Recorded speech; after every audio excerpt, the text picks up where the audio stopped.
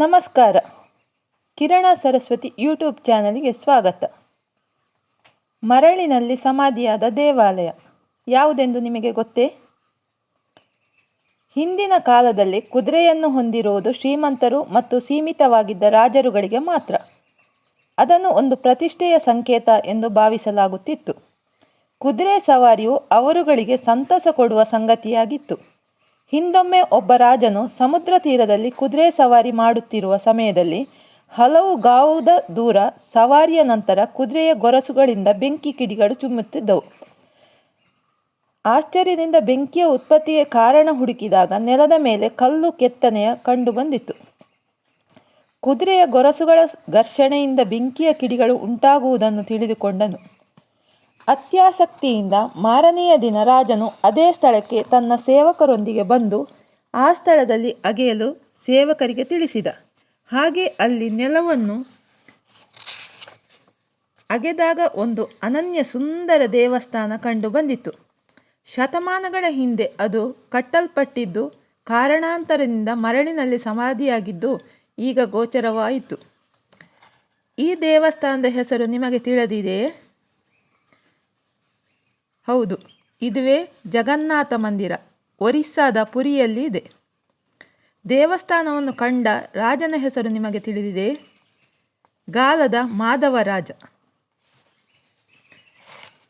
ಇನ್ನೊಂದು ಪೌರಾಣಿಕ ನದಿ ಯಾವುದೆಂದು ಗೊತ್ತೇ?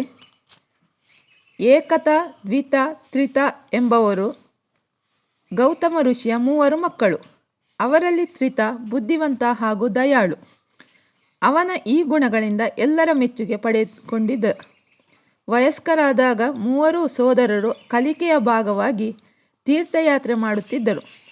ತಂದೆಯಾದ ಗೌತಮ ಋಷಿ ಅನೇಕ ಶಿಷ್ಯರನ್ನು ಹೊಂದಿದ್ದು ಎಲ್ಲೆಡೆ ತುಂಬ ಪ್ರಸಿದ್ಧಿ ಪಡೆದವರಾಗಿದ್ದರು. ಏಕತಾ, ದ್ವಿತ ಹಾಗೂ ತ್ರಿತರಿಗೆ ಹೋದ ಕಡೆಯೆಲ್ಲ ಉಡುಗೊರೆ, ಹಸು, ನಾಣ್ಯಗಳು ಕೊಡುತ್ತಿದ್ದರು. ತ್ರಿತನ ಬುದ್ಧಿವಂತಿಕೆ ಹಾಗೂ ಔದಾರ್ಯ ಗುಣಗಳಿಂದ ಅವನಿಗೆ ಹೆಚ್ಚು ಉಡುಗೊರೆ ದೊರೆಯುತ್ತಿತ್ತು. ಏಕತಾ, ದ್ವಿತ ಸೋದರರಿಗೆ ಅಸೂಯೆ ತಂದಿತ್ತು. ಹೇಗಾದರೂ ಮಾಡಿ ತ್ರಿತನಿಂದ ಅವನ ಸಂಪತ್ತನ್ನು ದೋಚುವ ಸಮಯ ಕಾಯುತ್ತಿದ್ದರು. ಕಾಡಿನಲ್ಲಿ ನಡೆಯುವಾಗ ತೋಳವೊಂದು ಕಂಡು ಏಕತಾ, ದ್ವಿತರು ತಮ್ಮನಾದ ತ್ರಿತನಿಗೆ ತೋಳ ಬಂದಿದೆ ಎಂದು ತಿಳಿಸದೆ ತಾವಿಬ್ಬರೇ ಮರ ಏರಿ ತೋಳದಿಂದ ತಪ್ಪಿಸಿಕೊಂಡರು. ತ್ರಿತನಿಗೆ ತೋಳವು ಹತ್ತಿರ ಬರುವ ತನಕ ತಿಳಿಯದೆ, ಹತ್ತಿರ ಬಂದಾಗ ಅದರಿಂದ ತಪ್ಪಿಸಿಕೊಳ್ಳಲು ಓಡುತ್ತಾ ತಿಳಿಯದೆ ನೀರಿಲ್ಲದ ಒಂದು ಹಾಳು ಬಾವಿಯಲ್ಲಿ ಬಿದ್ದು ಬಿಟ್ಟನು. ಅವನು ತನ್ನ ಸಹಾಯಕ್ಕಾಗಿ ಸೋದರನನ್ನು ಕರೆದರು. ಯಾವ ಪ್ರಯೋಜನವಿಲ್ಲದಾಯಿತು. ಏಕತಾ, ದ್ವಿತರು ತ್ರಿತನ ಎಲ್ಲ ಉಡುಗೊರೆ, ನಾಣ್ಯಗಳನ್ನು ತೆಗೆದುಕೊಂಡು ಅವರು ತಮ್ಮನನ್ನು ಕರೆಯುತ್ತಿದ್ದರೂ ಸಹ ಸಹಾಯ ಮಾಡದೆ ಅವನ ಸೊತ್ತುಗಳನ್ನು ತೆಗೆದುಕೊಂಡು ಮನೆಗೆ ತಲುಪಿದರು. ಅಸಹಾಯಕ ತ್ರಿತನು ಬಾವಿಯಲ್ಲಿ ಅಗ್ನಿ ಸ್ಥಾಪಿಸಿ ಧ್ಯಾನ ಮಾಡತೊಡಗಿದನು.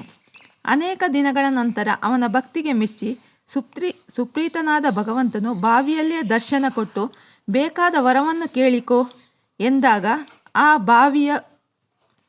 ಈ ಬಾವಿಯು ಸದಾ ನೀರಿನಿಂದ ತುಂಬಿರಬೇಕು, ಜನರಿಗೆ ಉಪಯುಕ್ತವಾಗಿರಬೇಕು ಎಂದು ಕೇಳಿಕೊಂಡನು.